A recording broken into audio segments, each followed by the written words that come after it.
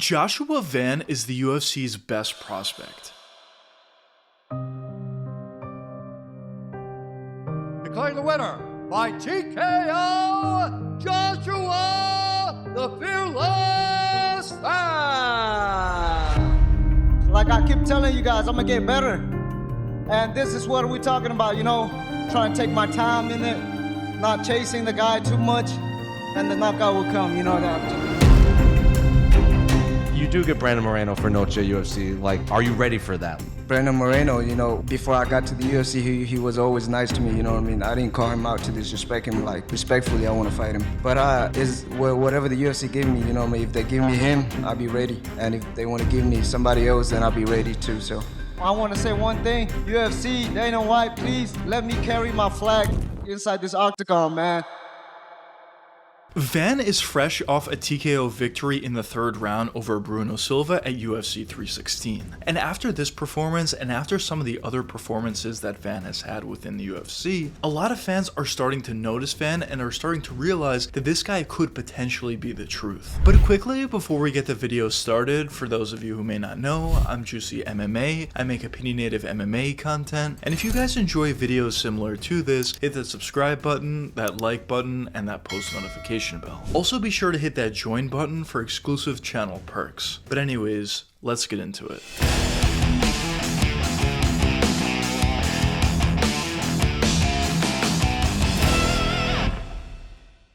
Ever since joining the UFC, Joshua Van has done a couple of things very well. The first and most obvious thing is win. When you look throughout Van's UFC career thus far, he's done nothing but win, with the only exception being his loss against Charles Johnson. But when you go back and watch that fight, that was a fight that Van was clearly winning. He was up 2 rounds and he was landing very effectively on Charles Johnson, but in that third round, Johnson found a perfectly timed uppercut that unfortunately for Van was a TKO blow and a victory for Charles Johnson. But outside of that one TKO loss, Van has looked extremely impressive, as not only has he been undefeated in the UFC outside of that fight, but he's also been extremely dominant. As when you look back and watch a lot of these fights are 30-27 performances or 29-28 performances, but very dominant round 2s and very dominant round 3s. Joshua Van is just an extremely good fighter, and once this guy's able to get going, he's very hard to stop, and I think we see that in almost all of his fights. But the other thing that Van does very well is stay active. When you talk about most UFC fighters, especially at the level of Josh Van, a lot of these guys are fighting twice, maybe 3 times a year. But when you look at Joshua Van and his career thus far, he's fought a lot and he's been very active.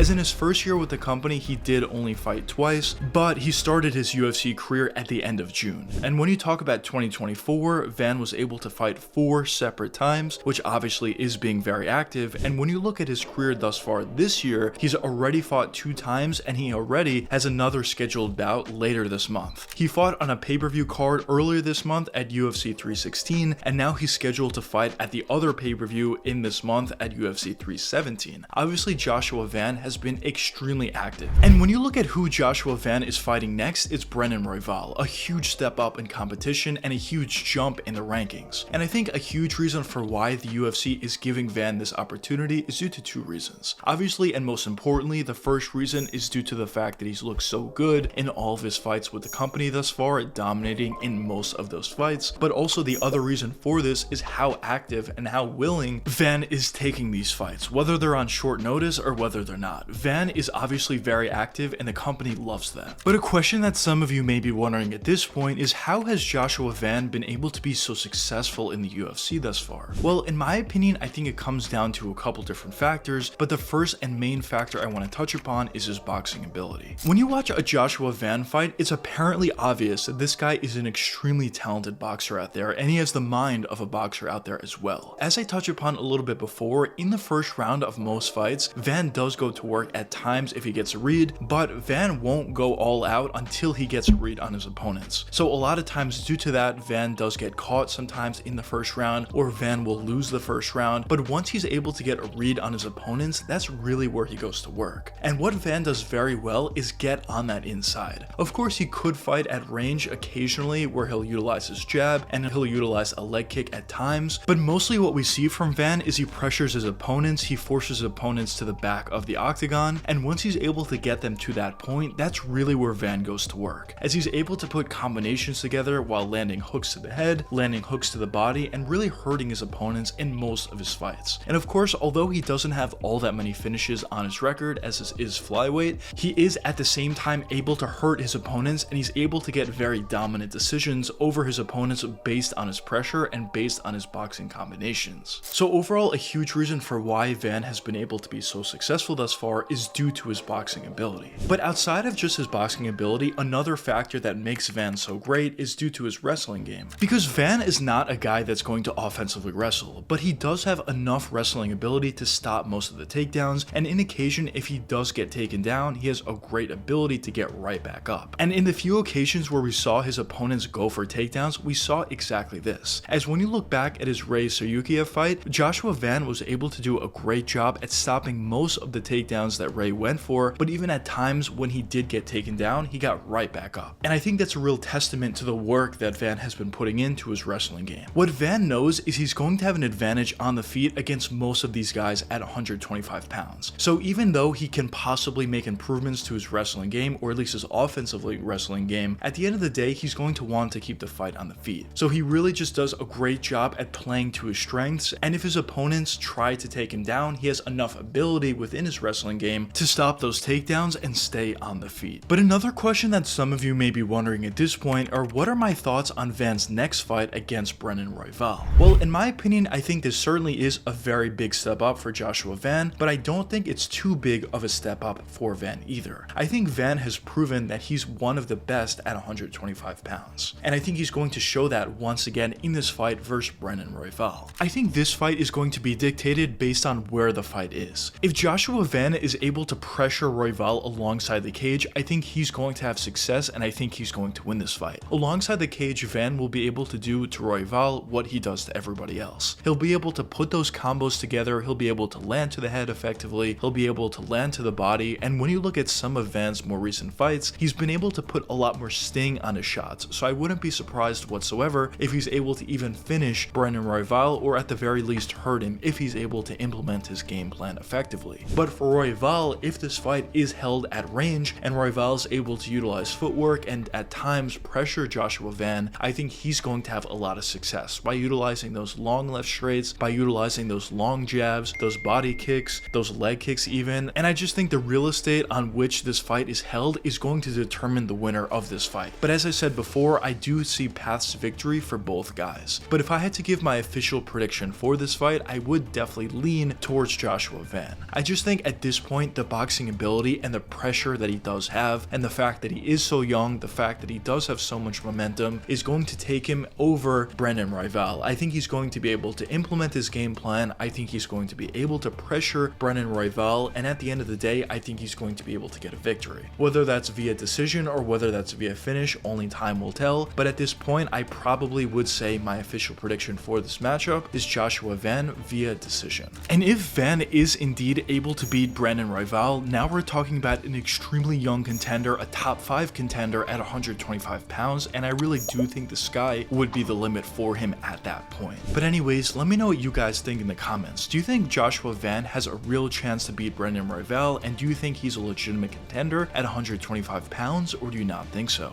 But anyways, I hope you guys enjoyed the video, and if you did enjoy, check one of these 2 videos popping up now, and until the next time, peace out guys.